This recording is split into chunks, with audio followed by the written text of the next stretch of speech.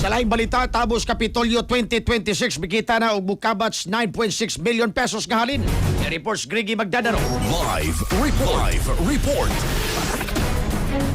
Yes, ang bago lang natapos karon nga tabo sa Kapitolyo Agri-Fisheries Trade Fair 2026 mikita og mukabat sa 9.8 milyon pesos sa halin atol sa usa ka semana nga pagpahigayon nini sa parking lot sa Cebu Provincial Capital. Ang kalihukan naghatag og kahigayunan sa mga mag-uuma, mangingisda, producer sa pagkaon ug ubang agri-fisheries enterprise sa mas malabuong kayuhan alang kanila. Gipahigayon nito Agosto 3 hangtod sa 9 ang agri-fisheries. Mo'y nagsilbing usa sa mga highlights sa ika-457 nga founding anniversary sa probinsya sa Sugbo. Ang maong kalihukan gisalmutan sa maabot kay 52 ka mga local government unit kon LGU nga naglakip sa 44 ka munisipyo, 6 ka component city ug ang highly urbanized nga syudad nga Mandawi ug Dakbayan sa Sugbo.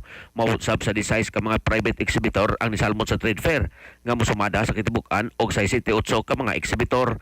Gibutiyag sa Pangulo sa Provincial Agriculture Office Conpao nga si Roldan Sarahina nga ang paghangop sa publiko sa maong kalihukan gumikan sa mas dako ug mas accessible nga venue niini itandi sa miaging katuigan. Karong tuiga diha kini gipahimutang sa parking lot 1 tupad sa Heritage Park sa may Capitol Compound.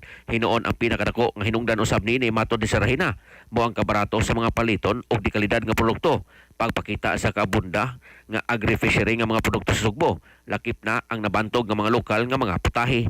Kini naglakip sa Kasaba sa isla sa Camotes, humba sa lungsod sa Runda, bisayang manok sa lungsod sa Dumanhog, lechon sa Dakbayan sa Karkar ug Talisay, buwan sa islan sa Bantayan, torta sa lungsod sa Argao, tuba ice cream sa lungsod sa Bourbon ug ang mga lagutmon, prutas, utan gikan sa gandapit sa probinsya Sugbo.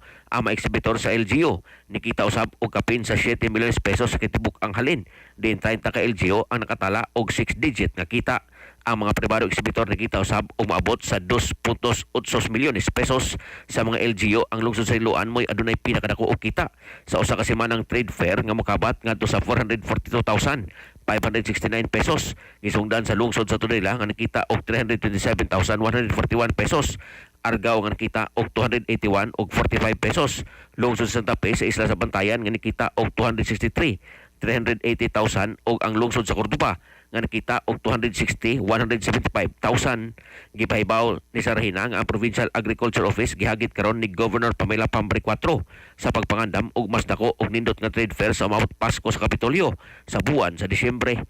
Sa ato mga katropa diha nga nagkalubog og naghanap ang pananaw, inom kanunay og Vision X Plus of Gel Capsule. Gumikan kay kini kompleto sa mga phytonutrients nga moprotektar sa itong mga mata. Ano na kinilutin? Beta-carotene, vitamin E ug zeaxanthin.